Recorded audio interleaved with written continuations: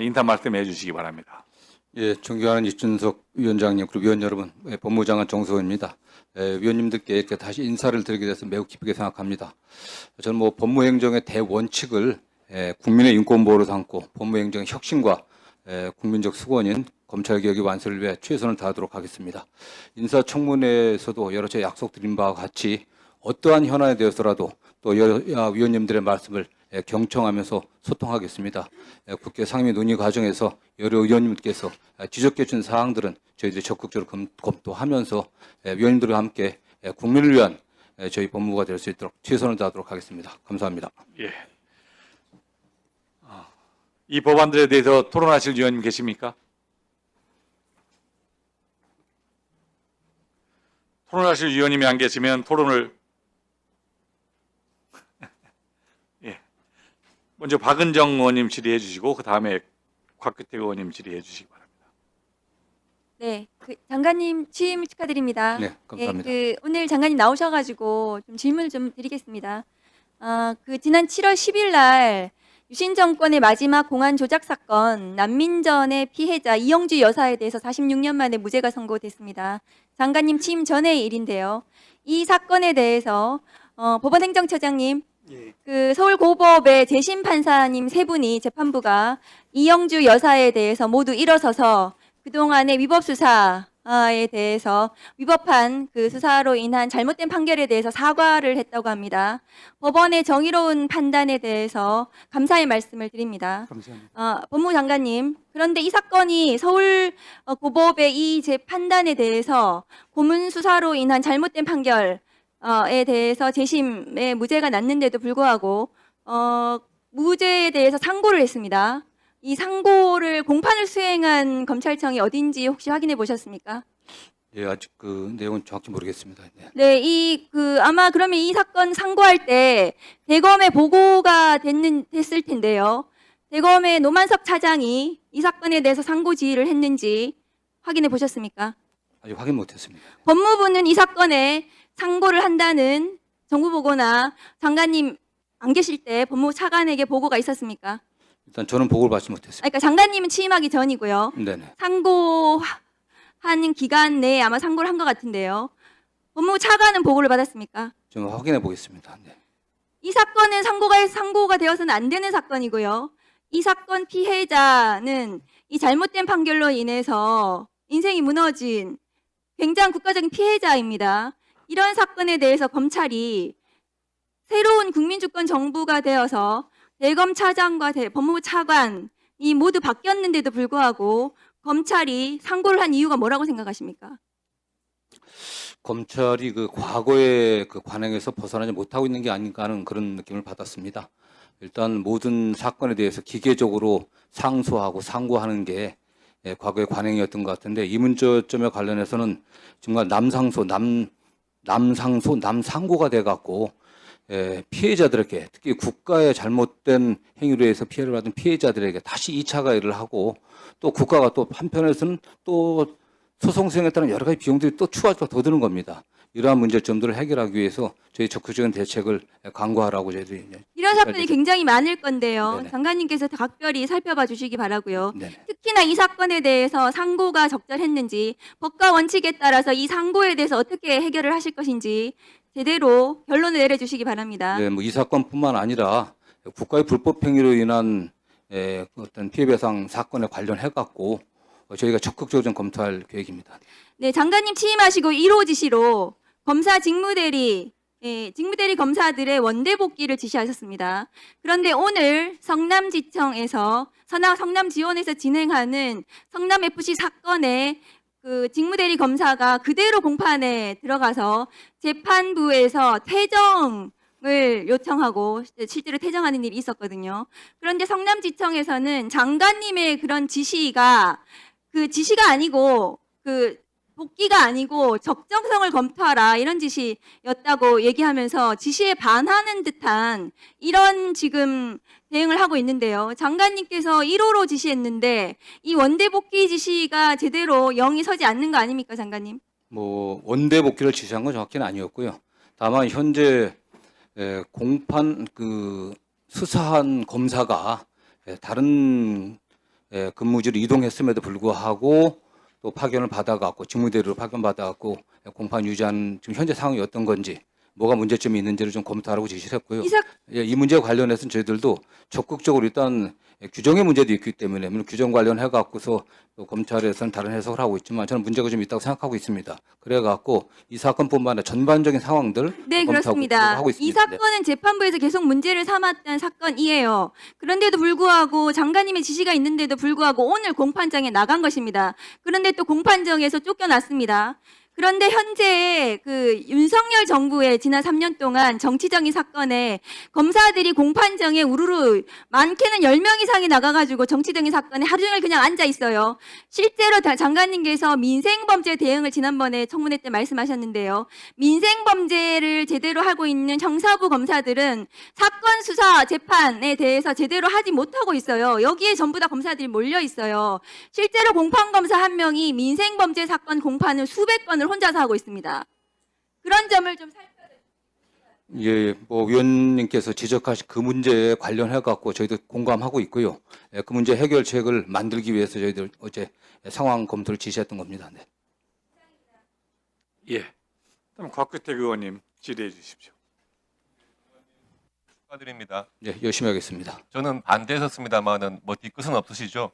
아, 무슨 말씀이에요? 예. 더 뭐 최선을 다하라는 뭐 말씀으로 알고 있습니다. 그 오늘 지시하셨다는 내용이 정확하게 수사 검사가 앞으로 공판에 관여하지 말라 그런 취지의 지시였습니까? 현재 어느 정도 규모로 직무대리가 지금 지정돼 갖고 공판을 수행하는지 이런 상황도 좀 파악하고요. 그로 인해서 박은정 의원님께서 지적하신 것처럼 민생 사건에 대한 수사라든가 또 해당 본인의 그 지금 근무처의 수사에 다른 어떤 문제점도 있는지 좀 전반적인 검토를 하라고 지시했던 예, 겁니다. 한번 검토를 잘 해주시고 원래 수사 검사가 공판까지 담당을 하라 이것은 과거에는 안 그랬습니다. 과거에는 안 그랬는데 사법개혁 과정을 거치고 하면서 검찰에 대해서 과거에 민주당 쪽에서 더 그런 요구를 하셨던 것 같아요. 수사하는 검사가 수사만 하고 공판을 책임을 안 지니까 아무 사건이나 수사해가지고 정치적인 수사를 한다. 그러니까 수사하는 검사가 책임지고 공판까지 담당하라. 이런 주장들을 담아서 원래 수사하는 검사가 계속해서 공판까지 그리고 무죄 났을 경우에 책임까지 지는 것으로 그렇게 했었거든요. 그리고 사건의 복잡성 등을 따졌을 때 효율성을 본다면 수사하는 검사가 공판까지 하는 것이 어떻게 보면 당연한 것이고요. 지금 특별검사 같은 경우에 당연히 수사하는 검사가 공판까지 하는 것으로 돼 있지 않습니까? 그런데 특정한 사건, 성남 FC 사건 그런 경우에 있어서만 유독 수사하는 검사가 공판에 관여하지 말라 이렇게 지금 논란이 됐던 거거든요. 한번 잘 검토해 주시기 바랍니다. 예, 예. 뭐 저희가 보기에도 증권이라든가 금융 같은 고난도의 수사에 관련해서는 수사한 검사들이 참여할 수밖에 없는 게 또 현실적일 겁니다. 그렇습니다. 다만 예. 저희들이 박은정 의원님 지적하신 것처럼 여러 가지 다른 문제점들이 있기 때문에 특히 민생범죄에 집중돼야 될 우리 검찰이 어떤 사건 처리가 다른 일부 사건들 때문에 대규모로 좀 파견 나가서 직무대리로 공판 유지하는 문제가 많이 있거든요. 그래서 전반적인 좀 검토를 해볼 생각입니다. 알겠습니다. 그리고 오늘 지금 이 법안에 대해서 지난번 상법 개정안 이제 통과가 되면서 기업 쪽에서 굉장히 이제 회사와 주주에 대한 이사의 책임 그런 규정이 강화가 되면서 이 배임죄 이슈가 또 기업들이 우려하는 바가 됐기 때문에 오늘 이 이제 개정안이 배임죄에 대한 개정안이 올라왔고 일소위에 회부가 되겠습니다만은 그런 배경에 대해서는 잘 알고 계시죠? 예. 그 과거에 이 배임죄라고 하는 게 형법상 배임죄가 우리나라에만 있는 독특한 죄여가지고 사실 이 부분에 대해서 법무부 차원에서 아예 배임죄를 폐지를 하고 형법상에 상법상의 특별 배임죄만 두는 방안도 과거에 검토한 적이 있습니다. 그래서 한번 법무부에서도 이런 배임죄의 개정 이런 부분을 기업 쪽의 의견을 좀 잘 들으셔가지고 한번 전향적으로 좀 검토해 주시기 바랍니다. 예, 그렇게 하겠습니다. 예. 그리고 이제 취임하셨으니까 곧 검찰 인사 단행하시는 겁니까? 예, 지금 뭐 어쨌든 그 대통령실하고 또 저희하고 또 대검하고 이렇게 긴밀하게 의논을 시작할 생각입니다. 아직 제가 공식적으로 시작은 안 했습니다. 예, 검찰 인사에 있어서 검찰총장의 의견을 듣도록 돼 있지 않습니까? 네, 그렇습니다. 근데 지금 검찰총장 공석이지 않습니까? 네. 그럼 누구의 의견을 듣습니까? 검찰 쪽 의견. 지금은 뭐 현실적으로는 직무대행 맡고 있는 대검 차장하고는 할 수밖에 없는 거 아니겠습니까? 네. 예. 과거에 항상 뭐 정권이 바뀔 때마다 검찰 쪽의 어떤 인사 의견을 패싱을 하고 법무부 장관과 대통령실의 독단적인 인사 이런 게 어느 정권 할 것 없이 문제가 됐던 적이 있기 때문에 인사에 있어 가지고 검찰 쪽의 의견도 좀 적극 들어주시면 감사하겠습니다. 예, 알겠습니다. 예, 이상입니다. 오늘 첫 번째 질의인 장경태 의원님부터 질의하겠습니다. 장관님, 네. 축하드립니다. 예, 열심히 잘 해주시리라 믿고요. 근데 아직도 이 법무부가 해야 될 현안들이 많이 있는 것 같습니다. 제가 일단 자료 요구에 대한 좀 말씀을 좀 드리고 싶은데요. 저희가 이 서울구치소장의 직접 면담 등에 대해서 몇 번의 이 시도를 했는지 집행 절차에 대한 시도를 물어봤는데 이 횟수 파악에 다소 한계가 있다라고 답변한다든지 변호인의 접견 실시 시간에 대해서 횟수는 11번으로 줬는데 시간에 대해서는 이게 무슨 개인의 사생활인지는 모르겠습니다. 제가 내용에 대해서는 파악하고자 하는 게 아니고요. 접견 시간에 대한 질문을 드렸는데 법무부에서 아직도 자료 제출을 불성히 하고 있다는 지적을 공개적으로 드리고요. 지금 내란숙의 윤석열이 법원에 구속적 부심 청구하기 전에 10일 구치소 입소하고 나서 10일까지 모두 11회의 변호인 접견을 실시했습니다. 하루 평균 2.7회, 거의 뭐 3번에 달하는 변호인 접견하고 있는데요. 여기에 대해서 변호인 접견을 이렇게 많이 하면서 특검의 강제 인치 요청에 대해서는 제대로 응하지 않고 있어요. 이거는 너무 불공정한 거 아닙니까? 이거 자체가? 왜 특검에 나가지도 않으면서 변호사는 그렇게 만나야 됩니까? 하루에 3번씩이나? 이런 것 자체가 말이 안 된다고 봅니다. 그리고 서울구치소장이 특검팀의 강제 인치 지휘에도 불구하고 본인이 와서 설득했는데 안 되니까 직접 와서 특검이 네가 와서 데려가라? 이런 게 말이나 되는 일입니까? 법무장관께서 이런 부분들은 서울구치소장에 대한 여러 가지 의혹도 있지만 강력하게 저는 제재하셔야 된다고 봅니다. 그리고 도대체가 이분들은 왜 이렇게 법무부는 이렇게 퇴임하고 좋은 데를 가시는지 모르겠어요. 검사뿐만 아니라 지금 김현우 서울구치소장 로펌엠 염두에 두고 있는 겁니까 혹시? 과거에 신용회 전 법무부 교정본부장 저희 법사위에 자주 오셨던 분이에요. 이분이라든지 다들 지금 대형 로펌 가셨어요. 유병철 전 교정본부장 다 이분도 서울구치소장 부소장을 이 교정본부장 하셨고요. 김학성 전 교정본부장 다 대형 로펌 가셨어요. 그래서 사실상 정치인들 수사가 많거나 재벌 등의 소위 수사가 많아서 서울구치소가 너무 알짜 보직이다 이런 평가가 많지 않습니까? 이런 부분에 대해서 강력하게 제재해 주셨으면 좋겠습니다. 예, 일단 뭐 적극 검토하겠습니다. 네. 이 15년째 15억 원의 뇌물수수 혐의의 감사원 공무원이 있습니다. 혹시 얘기 들으신 적 있습니까? 지금 이 기사가 났어요. 윤 구속영장 불허 후 폭풍, 검찰 압수수색도 막혔다라고 하면서 이 검찰과 공수처가 수사 핑퐁 게임 하다가 겨우 공소시효 만료 앞두고 6월 말에서야 겨우 기소한 사건입니다. 이러면서 이 기사에는 법조계에선 검찰개혁 부작용의 미리 보기 사례라는 지적이 있다고 합니다. 이 사건에 대해서 잠깐 말씀드리면 이 근무 중에 해외여행을 갔던 감사원 직원이 있었습니다. 고위공무원이 있었는데 감사원에서 이 부분에 대해서 수사 요청을 했고요. 공수처에서 22년 2월부터 수사가 들어가서 특가법상 뇌물과 횡령 혐의의 기소를 네. 요청을 합니다. 근데 이제 이 수사 사건에 대해서 기소할 수 없기 때문에 검찰에 기소 요청을 하는데 검찰이 본인들이 사건을 반송할 권한도 없고 보안수사 요건도 없지 않습니까? 그런데 수사가 부족하다는 이유로 기소를 안 해요. 이런 일이 있을 수 있습니까? 아니 15억이 다 인정 안 될 수도 있습니다. 그러면 15억 인정 안 되더라도 수억이라도 인정된 혐의가 있을 거거든요. 하나도 인정 안 됐습니까? 정말 이 검사 누군지 진짜 궁금하고요. 여기에 대해서 진짜 오히려 검찰이 저는 감사받아야 된다 생각합니다. 업무 시간에 동남아 여행 가서 징계받았는데 이거 징계도 정직 3개월입니다. 4년째 제가 작년 국정감사 때 감사원장한테 질의했는데 4년째 제대로 징계도 안 받고 정직 3개월에 자기 인건비 출근도 안 한 사람이 월급 절반을 가져가고 있어요. 절반 가까이.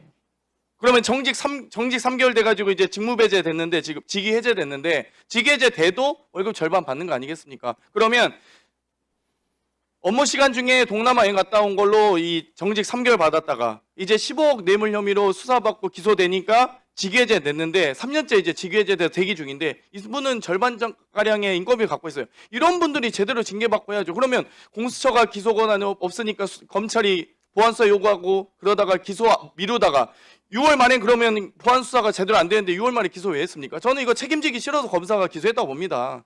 15억 전체 혐의는 인정 안 됐겠죠.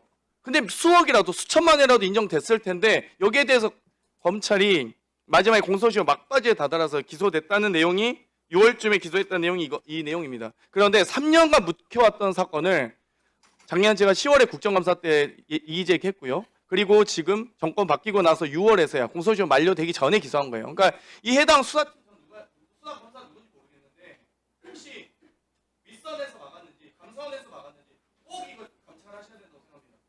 네, 사건이 그 기소가 왜 이렇게 지연됐는지에 대해서 상황을 면밀히 좀 파악해갖고 보고드리도록 하겠습니다. 네. 예. 장동혁 의원님 질의해 주시기 바랍니다. 법원 행정처장님, 예. 오늘 지금 전문위원이 이렇게 보고가 돼서 좀 확인 좀 하려고 합니다. 형법 일부 개정 법률안에 경영 판단의 경우에는 업무상 배임죄를 이제 적용하지 않는 것으로 이제 명확하게 규정을 이제 하려고 하는데 예. 이에 대해서는 민사상 손해배상 책임과 관련된 경영 판단의 원칙을 우리 형법에 그대로 적용하여 처벌을 배제할 경우 회사 경영과 관련하여 성립하는 형법상 업무 배임죄가 사실상 사문화될 수 있다는 견해 등을 충실히 논의할 필요가 있다라고 의견을 전문위원이 주었는데 예. 민법에서 적용하는 경영 판단의 원칙이 민법에만 그동안 적용됐던 것이 아니라 민사상 손해배상 책임에만 적용됐던 것이 아니라 형법상의 배임죄에 대해서도 경영 판단의 경우에는 고의를 인정하지 않았던 판례들이 다수 존재하고 있지 않습니까? 맞습니다. 그렇습니다. 그러니까 경영 판단의 원칙이라고 하는 것이 민사상 손해배상 책임에만 위법성의 경우에만 적용됐던 것이 아니라 형법의 배임죄의 고의 인정 여부에 있어서도 경영 판단의 원칙을 적용해서 경영 판단의 원칙이 적용되는 경우에는 고의를 부정해 왔었다. 예. 그리고 더군다나 꼭 그런 법리가 아니더라도 우리가 형법상의 위법성 개념과 민법상 손해배상이나 불법 행위에 있어서의 위법성 개념을 볼 때는 오히려 형법상 위법성이 인정되지 않더라도 민법상은 그 위법성의 개념을 더 넓게 인정하는 경우들이 있습니다. 형법상 죄가 되지 않더라도 민법상 경영 판단의 원칙에 의해서 죄가 손해배상 책임이 인정되는 경우가 있죠. 따라서 민법상 경영 판단의 원칙이 적용돼서 불법이 인정된 경우에 경영 판단은 그러니까 그 경영 판단의 원칙이 적용돼서 위법성이 인정되지 않은 경우라면 그보다 훨씬 더 위법성을 엄격하게 인정하는 형법의 경우에는 구속요건, 고의 판단에 있어서 당연히 민법의 그 더 넓은 위법성 개념을 가지고 있는 그 민법에서도 경영 판단의 경우에는 위법성을 인정하지 않는다면 저는 형법에 있어서는 더더군다나 그 위법성을 인정하지 않아야 된다고 보기 때문에 저는 이게 민법상 적용되는 경영 판단의 원칙도 아니고 형법에도 이미 적용되어 왔었을 뿐더러 민법에서 경영 판단의 원칙으로 불법성을 인정하지 않는다면 위법성을 인정하지 않는다면 저는 형법에서도 당연히 더더군다나 그래야 된다고 생각합니다. 처장님의 의견은 어떠신가요? 예, 위원님 말씀 취지에는 제가 공감합니다. 다만 이제 이번에 전문위원 의견을 제가 이해하기로는 아시다시피 이번에 상법이 개정되면서 이사의 충실 의무가 대상이 종전에는 회사이었다가 전체 주주로 바뀌지 않았습니까? 예. 그러다 보니까 이제 형법에서는 여전히 종전에 이제 회사를 대상으로 이사가 충실 의무를 지는 걸 전제로 해서 배임죄 책임 인정되고 또한 이제 경영 판단 원칙에 의해서 책임의 고의가 부정되는 이런 법제 하에서 여기서 이제 그 부분에 대한 어떤 종전의 판례의 법리를 그대로 지금 도입한 것으로 보이는데 그렇다고 하면은 말씀하신 것처럼 상사 영역이나 민사 영역에 있어서는 그러면 책임 영역하고 이 형사 책임 영역과의 관계 전체적인 체계 정합성이 어떻게 되는지에 대해서는 아마도 이제 소위에서 조금 더 논의를 해서 이 두 부분이 좀 충돌되지 않고 위원님 말씀하신 것처럼 전체적인 민사적인 영역과 형사적인 영역이 조화롭게 이루어질 수 있도록 그런 검토가 필요하다는 취지로 저는 이해했습니다. 회사와 주주에 대해 이사와 회사에 대해서는 그동안 당연히 계약상 원칙에 의해서 책임이 인정됐지만 판례에 의해서도 주주에 대해서도 전체 주주의 이익을 위해서 이사가 활동해야 된다라고 해서 주주에 대해서도 사실상 판례는 책임을 인정해 왔었습니다.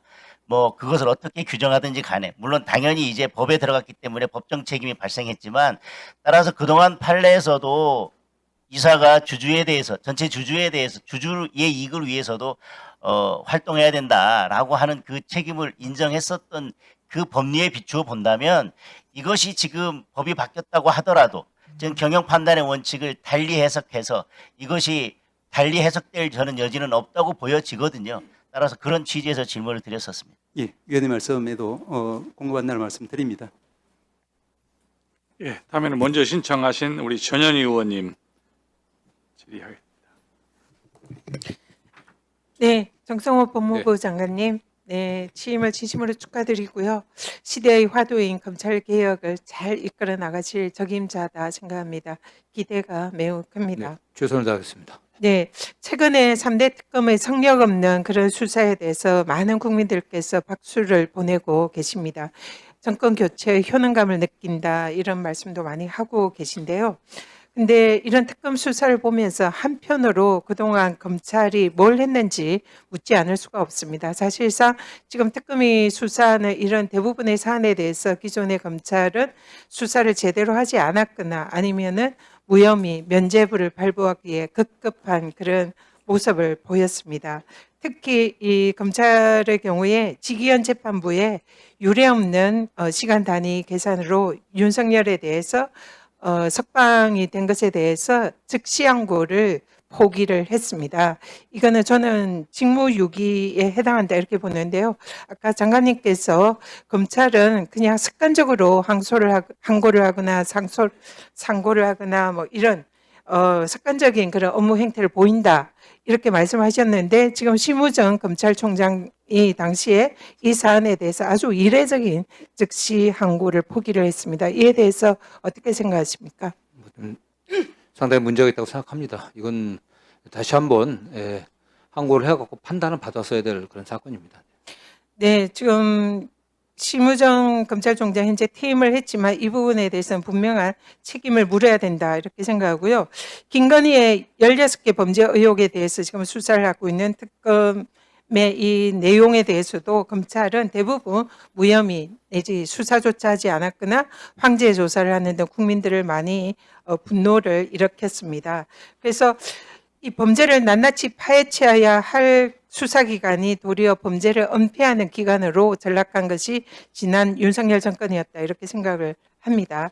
그래서 제가 검사징계법을 찾아봤습니다. 검사징계법 2조 2호에 보면 검사가 직무상의 의무를 위반하거나 직무를 게을리 했을 때는 그 검사를 징계한다 이렇게 규정이 되어 있습니다. 그리고 또 검찰청법 4조 1항 1호에 따르면 부패 경제범죄 수사와 공소 제기는 검사의 직무다 이렇게 규정이 되어 있습니다. 그래서 지금 그동안 윤석열 정권의 정치검찰의 행태는 윤건희 부부의 부패 경제범죄를 눈감아 주고 그리고 사실상 직무를 유기했다 생각합니다. 그래서 마땅히 이 법에 의한 징계 대상이다 생각하는데 장관님 견해는 어떻습니까? 예, 일단 뭐 저희들이 엄정하게 수사권이 제대로 행사되고 또 제대로 기소됐는지 좀 다 살펴볼 계획입니다. 네.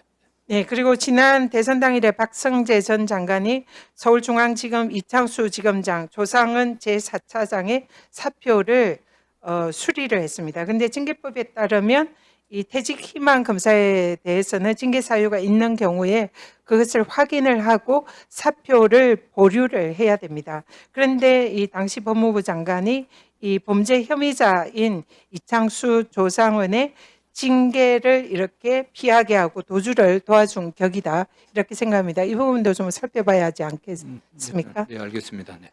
네, 그래서 지금 이런 전임 법무부 장관이 했던 여러 가지 과오나 범죄 행위에 대해서 우리 신임 법무부 장관께서는 잘 살펴보시고 그에 대한 적절한 조치해 주시기를 부탁드립니다. 그리고 또 하나 있습니다. 이 전 정권에서 이 사실상 검찰이 정치 공작에 가까운 증거 조작 등을 통해서 수사와 기소권 남용을 했습니다.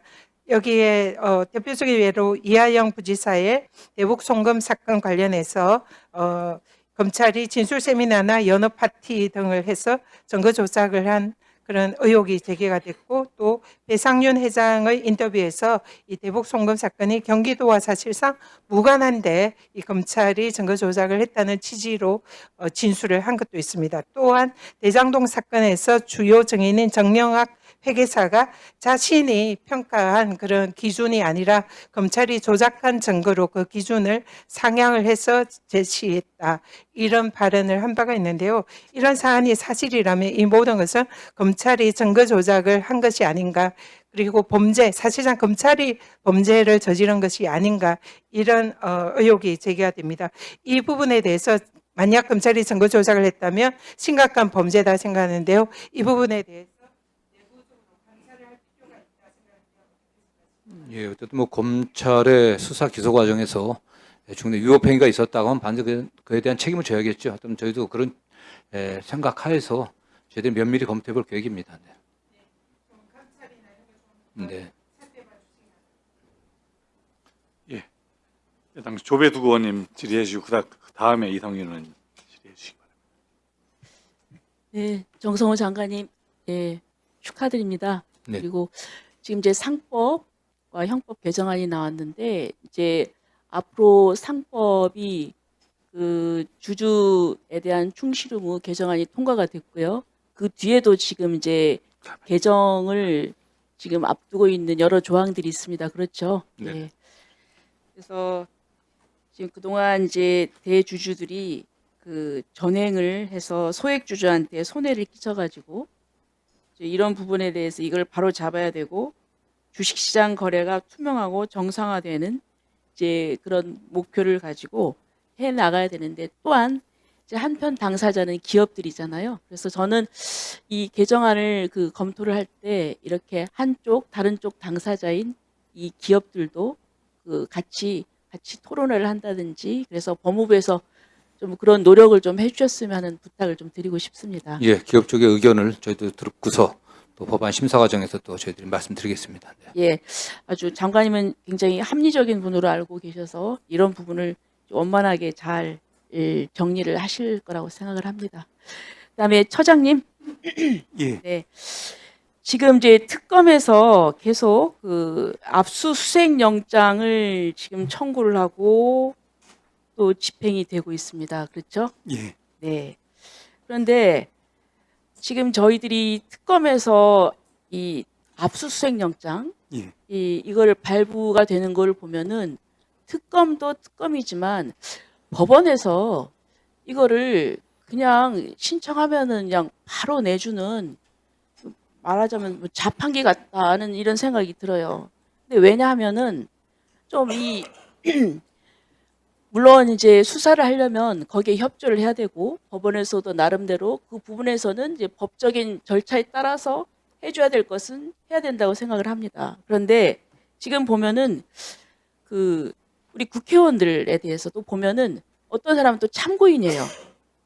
참고이면 그리고 또 본인이 그냥 임무 제출하겠다 그런 의사를 분명히 할 수도 있는데 그런 것도 없이 계속 그 국회 사무실까지 와가지고 의원회관까지 와가지고요. 이런 게 한두 건이 아닙니다. 임종두 의원 그랬죠. 그다음에 또 이철규 의원도 그랬죠. 좀 망신주기 아닌가 이런 생각이 들고요. 그리고 또 그 과정에서 그 뭘 압수수색했는지 소득도 별로 없어요. 그러니까 이게 뭐냐면은 수단이 적합해야 되고 또 침해가 최소화되고 법익이 균형이 있어야 되거든요. 저는 이런 점에서는 좀 법원이 걸러야 되는 것이 아닌가. 그리고 또 나아가서 지난 금요일 날 그 여의도 순복음교회하고 그리고 극동방송 거기를 사무실 또 목사님들 자택까지 압수수색을 했어요. 근데 보니까 참고인 신분이에요. 그리고 또 그분들도 이 얘기를 하면 분명히 협조할 수 있는 분들이거든요. 그래서 지금 오늘 보니까 이 한교총에서 성명이 나왔어요. 여기 김종혁 그 대표 회장님이신데요. 여기에 대해서 더군다나 이제 교회라는 데는 그래도 좀 상징성이 있지 않습니까? 이런 부분에서 좀 그건 신중했어야 되는 게 아닌가. 특히 법원에서 이 앞으로 압수수색 영장을 발부를 할 때 물론 수사를 해야 됩니다. 뭐 하시지 말라는 게 아니라 이 최소한의 뭔가 좀 이 요건이 있고 좀 걸러야 되는데 그냥 그 신청하는 대로 그냥 바로바로 발부해 주시는 게 아닌가 이런 생각이 듭니다. 그렇게 되면은 오히려 이 압수수색 영장의 무게만 떨어지는 거예요. 그 우르르 오고 카메라 오고 그렇지만 실제로 뭐 관련이 없는 거예요. 사실 임종득 의원님 같은 경우는 그 국회의원 사무실에 있는 컴퓨터 과거에 뭐 최상병과 관련된 그 부분이 이제 문제가 되는데 거기에는 국회에서 그 사용하던 거기 때문에 그 이전 자료는 없어요. 상당성이 없는 거죠. 그런 부분에 있어서 영장 발부가 너무 신중하지가 않고 그냥 기계적으로 하는 게 아닌가 그런 생각이 듭니다. 그거는 법원의 권위에도 문제가 있다고 생각을 합니다. 자, 앞으로는 또 계속 또 이런 영장 청구가 앞으로 계속이 될 텐데 그런 부분에 있어서 법원 내에서 어떤 그런 한계나 좀 신중해야 되겠다는 이런 분위기를 또 좀 말씀을 좀 해주셔야 될 것 같습니다. 예, 말씀드리겠습니다. 위원님께서도 이제 존경받는 법조인이시기 때문에 영장 재판의 어떤 중요성이나 그것이 이제 법관들과 또 국민들에게 가지는 함의를 잘 아시리라 믿습니다. 사실은 이제 최근에 영장 재판이 마치 본안 재판 못지않게 중요한 것으로 인식이 되고 있어서 영장 재판을 맡는 법관들은 여러 법관들 중에서 동료 법관들이 이분 정도면은 영장 재판을 맡길 수 있다라고 그렇게 해서 추천된 분들이 많습니다. 다만 이제 개인이 이제 기록에 의해서 그렇게 이제 서류에 의해서만 재판을 하다 보니까 그 부분이 때로는 최근에 와서는 또 압수수색 영장이 너무 기각된다 이런 또 비판이 있는 것도 저희 언론을 통해서 보기도 봤습니다. 한 건 한 건이 그분들이 최선을 다하는 것이라고 저들이 믿고 있고요. 다만 말씀하신 것처럼 이제 그 영역에 따라서 사안에 따라서 또 대상자에 따라서 이것이 이제 적정성 있는 그런 이제 압수수색 영장 발부가 조금 더 이루어지기 위해서는 최근에도 이제 그 국회 입법이 발의되어 있는 것처럼 사전신문제 등을 통해서 구체적인 이야기를 들어보고 그에 맞춰서 적확한 그런 영장 발부가 이루어지는 그런 부분이 빨리 좀 제도화되기를 저희들도 바라고 있습니다만은 말씀하신 그런 압수수색 영장의 중요성에 대해서는 저희들도 끊임없이 내부 법관들과 소통을 하고 있고 앞으로도 열심히 더 노력을 하도록 하겠습니다. 예. 예. 이성윤 의원님 질의하시고 다음 박지원 의원님 질의해 주시기 바랍니다. 네, 전주시을 출신 이성윤입니다. 법무장관님, 네, 다시 한번 축하드립니다. 네, 감사합니다. 이번 장관님 취임하셨으니까 검찰 인사가 있을 것이라고 우리 검사들은 모두 인사에만 매달리고 있습니다. 6월부터 장관님 차로 취임할 때까지 언제 인사를 하느냐 일손을 놓고 인사만 기다리고 있더라고요. 또 사직서를 낸 분도 많이 있고 있는 걸 알고 있습니다. 장관님, 검사들만큼 인사에 목을 매는 경우가 없습니다. 잘 알고 계시죠? 예, 뭐 그렇게 들었습니다. 과거에 일제 친일 경찰들이 능력과 그리고 경험이 있다는 이유로 중용된 사례가 있어서 우리 역사상 오점이 됐다는 사실도 알고 계실 거고요. 저는 윤석열 정권에서 윤석열 정권에 부역하고 또 김건희 윤석열에 대해서는 면죄부를 주고 야당에 대해서는 싫어하는 사람에 대해서는 그렇게 편파를 했던 검사들 반드시 책임을 물어서 이번에 인사에서 책임을 물고 장관님 말씀하신 것처럼 그 사건을 조사해서 책임이 있으면 반드시 징계를 해야 한다고 생각합니다. 오죽하면 검찰이 12.3 내란에 동조했거나 최소한 부역했다고 이렇게 국민들께서 비판을 하고 있겠습니까? 장관님 꼭 그 말씀을 들으십시오. 장관님 혹시 그 이기훈 부회장이라는 사람을 들어보셨습니까? 모르는 분입니다. 이기훈 부회장은 삼부토건의 부회장입니다. 네. 삼부토건 주가 조작 사건, 사기적 부정거래 사건의 핵심 피의자입니다. 이 피의자가 특검에서 영장을 청구하자 도망쳤습니다. 그것도 특검 수사가 끝나면 다시 온다 하면서 밀항을 하겠다는 첩보가 있다고 그럽니다. 장관님 혹시 이런 얘기를 들으셨으면 검찰이나 경찰과 협조해서 반드시 이기훈 부회장 체포될 수 있도록 협조해 주십시오. 예, 뭐 검찰이 할 수 있는 뭐 최선을 다하도록 하겠습니다.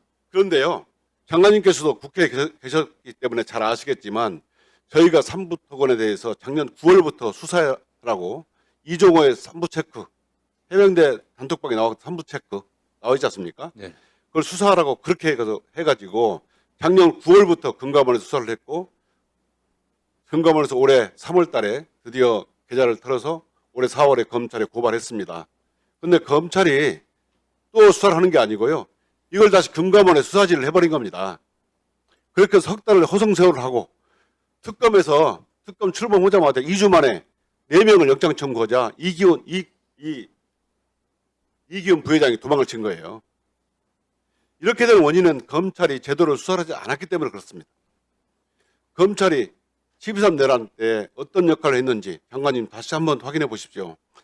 윤석열 즉시항고 안 해가지고 풀어준 거, 또 12.3 내란 때 검찰이 어떤 역할을 했는지 하나하나 다 해보면 정말 징계할 사람이 참으로 많을 겁니다.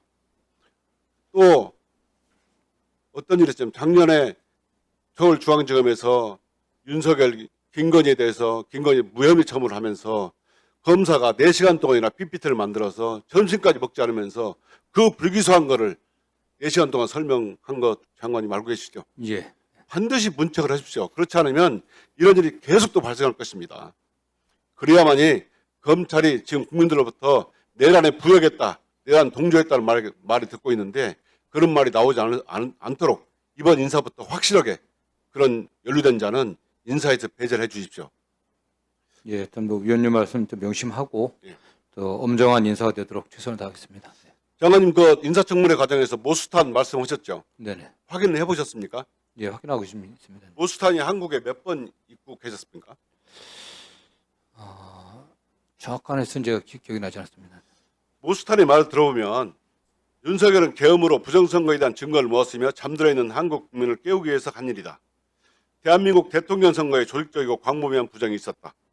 또 모스탄은 아니지만 애니첸이라는 사람은 한국이 지금 공산주의 북한에 넘어가기 일보 직전이다. 한국 대통령을 불법적으로 구속하고 있다는 것을 미국에 알릴 것이다. 애니첸. 미국에서 이렇게 부정선거를 외치고 한국의 민주주의를 폄훼하는 자들이 있습니다. 이게 윤석열이나 구구 내란 세력이 떠드는 얘기가 똑같은 얘기 아닙니까? 장관님, 모스탄 한국에 지난 한 달 만에 2번을 입국해가지고 이런 말을 하고 다닙니다. 이런 대한민국의 사회 질서를 어지럽히거나 그리고 내란을 선동하는 자에 대해서는 영구히 입국 금지할 수 있는 조치를 취해 주십시오. 예, 잘 검토하도록 하겠습니다. 이상입니다. 박지원 의원님 질의해 주시기 바랍니다. 법무장관님, 예, 내란 종식의 최대의 정점은 검찰 개혁에 있습니다. 잘 아시죠?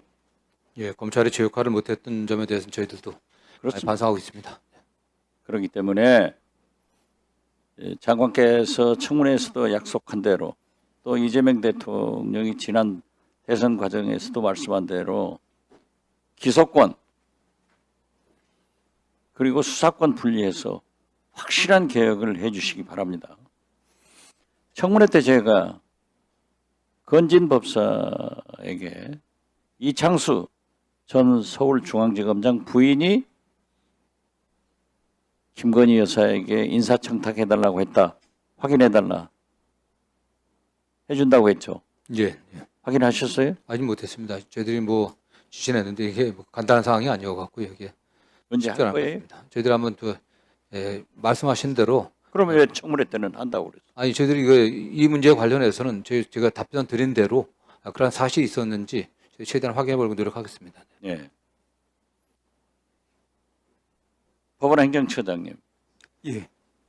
지금 내란 특검이고 3대 특검이 아주 잘하고 있는데요. 사법부에서 신청하는 구속영장에 대해서 물론 사법부에서 판단할 일이지만은 기각이 너무 많아요. 특히 외환 이 문제에 대해서는 드론을 우리 드론 사령부에서 평양으로 김정은 15 그리 보냈단 말이에요. 그런데 김영대 내련 사령관에게 구속영장을 청구했는데 기각됐어요. 드론 사령부에서는 평양에서 돌아오면은 중간에 낙하되게 파손시켜라. 이런 것까지 증거로 나타나고 있는데 아니 김정은을 증인으로 불러야 되나요? 우리 특검이 평양에 가서 조사해야 되나요? 과학적인 문제가 있는데 김영대 사령관 영장 기각하면은 외환 수사하지 말라는 것도 아니에요? 어떻게 생각하세요? 위원님께서 평소 우리 사법부에 대해서 많이 존중해 주는 부분에 대해서 다시 한번 감사를 드리고요. 그리고 이제 아까도 제가 조배석 위원님 질의에 대해서도 답변 드린 것처럼 이제 영장 담당하는 법관들은 그 당시 여러 가지 자료를 가지고 최선을 다해서 판단하는 것으로 저희들 믿고 있습니다. 지금 자료를 말씀하신 가지고 하는 건 아니에요. 지금 현재 우리가 평양 갈 수 없잖아요. 김정은 내란 특검으로 불러들일 수 없잖아요. 과학적 그 증거가 있는데 그런 중요한 드론 사령부 김영대 사령관의 영장을 기각하면은 사법부에서는 내란 수사를 못하게 하고 있다. 그렇게 국민들은 느끼는데 어떻게 생각하세요? 영장 재판이라고 하는 것이 종국적인 재판에 있어서 과도히 중간적인 그런 이제 판단에 불과하다고 저희들은 봅니다. 그 단계에서 그 해당 법관이 법과 원칙에 따라서 최선을 다하고 있다고 저는 믿고 있고 위원님께서도 믿어주시다. 그렇게 말씀하시면은 할 말이 없어요. 최선을 다하고 있고 법과 원칙에 따라서 한다고 그러면은 외환 특수하잖아요. 그리고 과학적 근거가 있지 않습니까? 그래서 사법부를 간섭하는 게 아니라 이러한 것은 중대한 문제이기 때문에 좀 심사숙고해달라 하고 부탁드립니다. 예. 법무장관님. 예. 제가 지난번 청문회 때 질문했습니다마는 2221년 5월 24일 헌법재판소에서 광주 5.18 정신적 피해자에 대한 보상 판결을 내렸다는 것 말씀드렸죠. 예, 그렇습니다. 그런데 양분함원이 행안위에 공소시효가 만료된 것을 연장해달라 하는 법안을 냈는데 윤석열 법무부에서 반대했는데 정성호 장관께서는 찬성하신다고 그랬죠. 예, 그렇습니다. 국가폭력에 의거해서 된 거기 때문에 그거 빨리 이제 취임하셨으니까 안행위에 의견 내주시기 바랍니다. 예, 알겠습니다. 그리고 지금 오늘 우리 법사위에서 가결시킨 헌법재판관께서 뭐라고 하셨냐? 대상에 대해서 이게 사례 차이가 있다는 거예요. 국가폭력에 의거해서 희생된 그분들에 대해서 국가가 보상 규정을 만들어서 형평을 해주는 것이 좋지. 그 사람들이 다시 소송을 해서 하는 것은 문제가 있다라고 생각하는데 법무부에서 그러한 형평성 있는 그런 규정을 만들 생각 가지고 계세요? 예, 뭐 적극 검토해 보겠습니다. 이번. 네네. 예.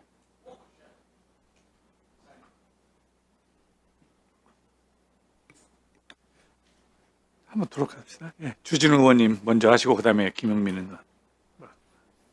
네, 법원 행정처장님. 네. 예. 얼마 전에 제가 검찰청 검찰 사법에 대해서 한번 대법원에 공식 입장을 한번 물어봤습니다. 예. 그래서 이제 원론적인 답변을 하긴 하셨는데요. 국가수사위원회도 신설하게 되고 중수청도 새로 설치하게 되고 예. 또 검찰에서 수사권은 아예 없어지게 되고 또 그 기존의 공수처와 또 경찰 국가수사본부와의 관계도 문제가 되고 예. 그래서 이 부분은 특히 국가수사위원회 신설과 관련된 것은 대법원은 법원 행정처에서 보기에도 뭔가 우리 사법 체계에서 근간을 바꾸는 부분이라고 판단하고 계신 거죠? 형사사법 체계의 어떤 근간을 바꾸는 중요한 이제 과제이기 때문에 신중히 이제 이번에 공청에서 나타난 부분 포함해서 여러 가지를 종합적으로 고려해서 좋은 법안이 나올 필요가 있다라는 의견을 드렸습니다. 네. 저는 충분한 논의가 필요하다고 생각하는 것이 지금 국민 권익에 미치는 영향이 너무 직접적인 데다가 일단 제도가 너무 복잡해요. 그래서 법원에서 지금 하고 있는 그 재정 신청 제도와도 지금 국가수사위원회와의 업무 충돌 문제도 생기고요. 이 일반 국민 입장에서는 잘 구분하지 않는 고소나 고발이나 112 신고에 따라서 다 이의제기 절차가 다르고 또 그로 인해서 기소가 됐을 때도 또 지금 공수처도 일부 범죄는 공수처가 또 기소할 수 있도록 되어 있고 이렇게 되면 전체적인 재판의 신뢰나 속도 이런 문제에서도 문제가 생길 수 있기 때문에 저는 제도와 관련해서는 충분히 논의가 필요하다라고 생각하고 시간에 쫓길 문제는 아니라고 생각하는데 동의하시죠? 예, 무엇보다도 이제 저희 나라에서는 이제 피해자 소추주의를 취하지 않고 국가 소추주의를 취하고 있기 때문에 범죄로 피해 입은 국민들이 이제 국가로부터 충분한 형사사법 절차상의 보호를 받을 수 있는 이런 제도가 신중하게 잘 검토되어서 도입되었으면 하는 그런 바람을 저희들이 드린 바 있습니다. 네.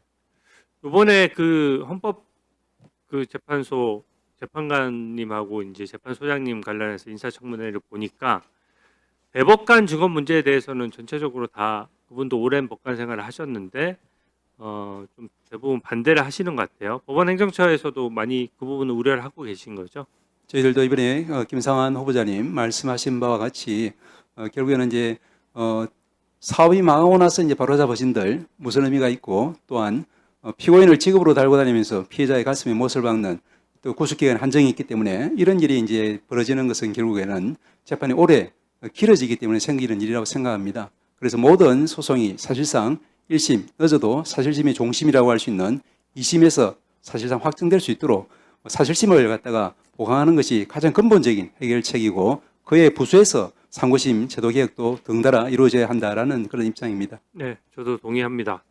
그 법원 판결에 대해서 헌법 소원을 제기할 수 있는 문제와 관련해서는 헌법재판관 후보자 같은 경우에 또 헌법재판관도 가시니까 좀 입장이 다르시던데 저는 무엇보다도 피해자의 권리 구제가 늦어질 수 있다. 그리고 또 한정적으로 법원 판결을 헌법 소원을 제기했을 경우에는 이게 또 국민 입장에서는 그 권리 구제도 늦어지는 데다가 언제 어떻게 되는지 또 제도가 또 복잡해지면서 사법부의 신뢰도 근본적으로 좀 흔들릴 거라고 보거든요. 그 점에 대한 견해도 좀 한번 말씀해 주시겠습니까? 예, 첫 번째로 이제 이번에 김상환 후보자님도 말씀하신 바와 같이 이 부분은 저희들은 이제 개헌 문제라고 생각합니다. 그렇기 때문에 입법의 문제가 아니라 개헌으로 하는 것이 근본적인 해결책이라고 생각하고요. 그보다 가장 더 근본적인 문제는 위원님 말씀하신 바와 같이 즉 재판의 어떤 신속한 확정, 권리구제 이 부분에서 치명적인 문제가 생긴다는 겁니다. 왜냐하면 이제 지금도 이제 수많은 사건들이 1심, 2심, 3심에서 올라오고 또 저희들 자고 일어나면 생기는 큰 사건들이 많이 있지 않습니까? 이런 사건들에 있어서 그것이 이제 조기에 확정되지 않고 왜냐하면 이제 헌법적인 기본권이라고 하는 것은 모든 사건에서 다 공통적으로 다 가지고 있는 부분이기 때문에 그것을 이제 그 재판소원 사유로 삼으면은 당연히 이제 헌재에서는 그 중에서 고른다 하더라도 결국 잠재적으로는 모든 사건이 재판소원의 대상이 될 수밖에 없고 그렇게 하면은 무한정 재판의 확정이 늦어지는데 이 부분은 정말로 재판 소송 비용을 부담할 능력이 없는 우리 중소민들에게 얼마나 큰 재판 청구권의 실질적인 침해로 돌아갈지 이 부분이 정말로 저희들은 심각하게 고려해야 될 부분이라고 생각합니다. 네. 법무장관님. 네. 예, 취임을 축하드립니다. 네. 예. 그 지금 행정처장님 우려하시는 게 전체적인 법조계의 일반적인 우려거든요. 그래서 시간에 저는 구애받지 말고 충분히 좀 검토를 해주셔야 된다라고 보는데 어떻게 생각하십니까? 예, 뭐 알겠습니다. 네. 네. 김영민 의원님 질의해 주시기 바랍니다. 네, 장관님. 네. 네, 취임 축하드립니다. 인사청문회 과정에서 그리고 오늘도 검찰 개혁에 대한 의지를 계속 말씀해주고 계십니다. 저는 이 검찰 개혁에 제 정치적 명운을 걸고 있는데 우리 장관님께서도 장관으로서의 명운을 걸고 검찰 개혁을 완수해 주셔야 될 것 같습니다. 그렇게 하시겠습니까? 뭐 저희 가장 큰 임무고 또 소명으로 생각하고 최선을 다할 생각입니다. 네. 그리고 그에 못지 않은 게 이 내란, 12.3 내란을 완전하게 종식시키는 일이라고 생각합니다. 지금 특검이 수사는 하고 있지만 법무부 내에서 그리고 검찰 내에서 12.3 비상계엄 때 협조하거나 동조했던 움직임이 분명히 있었습니다. 이미 언론에도 많이 보도가 됐고 제보도 들어왔습니다. 구치소에 국회의원이랑 잡아들인 사람들을 수감시킬 독방을 마련한다든지, 그래서 그 무렵에 구치소 직원이 퇴근했다 갑자기 새벽에 다시 출근해서 확인을 하는 등 이런 움직임들이 분명히 확인이 됐고 보도도 됐습니다. 여기에 대해서 그리고 검사들은 당시 대검 검사가 선관위에 그 새벽에 2명이 갔다라는 제보가 있었습니다. 여기에 대해서 장관님께서 취임하셨으니 즉시 감찰에 착수해 주십시오. 그래서 이 사태의 진상을 좀 밝혀주시고 감찰 결과 문제가 있다라고 하면 수사 의뢰를 하시거나 아니면 빠르게 징계를 해주시기 바랍니다. 이미 당시에 문제가 됐던 사람들 심우정, 이진동 대검 차장 그리고 당시 신용해 교정본부장 다 퇴임했습니다. 이게 감찰이 시작되거나 수사가 시작될 것 같으니까 이미 다 퇴임해버린 것이에요. 아직도 남아있는 사람들 중에서 그렇게 숨어서 감찰 혹은 징계, 수사 이런 것들을 방해하거나 증거인멸할 수 있으니 신속하게 감찰에 착수해 주시기 바랍니다. 예, 관련해서는 이게 지금 상당히 고위 검찰 관계자들은 대부분 퇴임했습니다. 그렇기 때문에 저희가 이게 감찰을 통해서 어느 정도 진상을 밝힐 수 있을지는 좀 여러 가지 좀 검토를 해봐야 될 것 같은데요. 일단 특검의 수사가 진행되고 있기 때문에 저희 법무부 입장에서는 이 진상이 밝혀질 수 있도록 특검 수사에 적극 협력하고 지금 의원님께서 지적하신 것처럼 또 다른 부분에서 감찰의 필요성이 있다면 저희들이 적극 검토를 하겠습니다. 네. 장관님, 저는 지금 특검의 수사가 우선이 아니라 감찰이 우선이 돼야 된다고 생각하고 있는데요. 예를 들면 아까도 말씀드린 것처럼 대검에서 그날 12.3 비상계엄 선포 이후에 검사들이 선관위에 나갔다는 것 아닙니까? 그런데 그게 계속 법무부나 검찰에서는 확인해 줄 수 없다라고 해서 그게 진실인지 아닌지 불분명한 상태로 남아 있어요. 이 부분에 대해서는 특검이 언제 수사할지, 그게 어떤 혐의로 수사할지 불분명한 상태입니다. 그러니 법무부에서 먼저 검사징계법도 개정돼서 직접 감찰 가능하지 않습니까? 네네. 이런 부분들을 감찰을 통해서 미리 확인을 하셔야 될 것 같다라는 생각입니다. 이미 증거가 없어지고 있고 입맞추고 있을 수 있기 때문에 이런 것들은 내부에서 신속한 조치가 필요하다라는 생각입니다. 네, 일단 적극 검토하겠습니다. 네. 자, 그리고 행정처장님, 예. 지금 윤석열에 대한 추가 기소가 있었습니다. 예. 네, 이게 서울 중앙지방법원 형사 35부로 배당이 됐습니다. 예. 다시 말해서 기존에 재판을 하던 지기현 판사의 재판부로 배당된 게 아니라 다른 재판부로 배당됐습니다. 예. 아마 이 뉴스를 보신 국민들께서는 다행이다라고 가슴을 쓸어 내리셨을 것 같은데 이게 혹시 병합될 가능성이 있습니까? 의원님 잘 아시겠지만 두 재판부의 의사 그리고 최종적으로 해당 법원의 어떤 병합 혹은 재배당 결정이 있어야만 되는 사안인데 제가 이제 지난번에도 질의하셔가지고 저도 한번 뉴스를 다시 한번 확인해 보니까 지금 이제 그 기존의 재판부에서는 올 연말까지는 사건을 처리할 그런 계획을 이제 진작에 공포를 하고 또 최근에 확인해 보니까 이제 재판 일정까지 또 법정까지 다 확보를 12월까지는 하고 있는 것으로 확인이 되고 있습니다. 아마도 이제 그런 부분들이 35부가 아니 기존의 지부장 지기현, 예, 네. 네. 그렇기 때문에 그런 부분에 손상이 가지 않도록 그렇게 해당 법원에서 적절하게 판단하지 않을까 생각하고 있습니다. 아니죠. 이제 국민들께서는 지기현 재판부로 가는 것에 대해서 불안감을 느끼고 계신데 지금 다른 재판부로 배당된 것이 그리로 갈 수 있다라고 하면 아마 진짜 깜짝 놀라실 겁니다. 게다가 지금 지기현 판사에 대한 감찰은 왜 소식이 없는지 이것도 굉장히 궁금해하실 것 같은데 짧게 말씀 주시고 배당 안 되게 해주십시오. 그쪽으로 넘어가서 정확하지 않도록. 예, 그 부장님, 이제 그 감찰 내부 윤리감사 요 결과에 대해서는 지난번에 위원님한테도 저희들이 간단하게 보고를 드린 바 있습니다. 말씀드린 바와 같이 지금 1차적인 이제 조사는 끝났지만 이제 현재 공수처에서 조사 중인 부분이 있어서 그 전체를 우리 국민 눈높이의 관점에서 보기 위해서 조금 더 신중하게 검토하고 있는 것으로 저희들은 전해 들었고 그렇게 말씀을 드렸습니다. 뭐 잘 아시겠지만 그 부분은 해당 법원에서 결정할 사항이고, 다만 오늘 위원님 주신 말씀이 있기 때문에 이런 부분들이 다 해당 법원에서도 신중하게 검토하는 데 참고가 될 것으로 봅니다. 더 이상 질의할 의사는 안 계십니까? 저 딱 3분만 더 주십시오. 제가 법원 행정처장님께 한 말씀 드리겠습니다. 예. 보통 쉽게 벌 잊어버리는데 우리 대한민국 사법부는 내란이 일어난 후에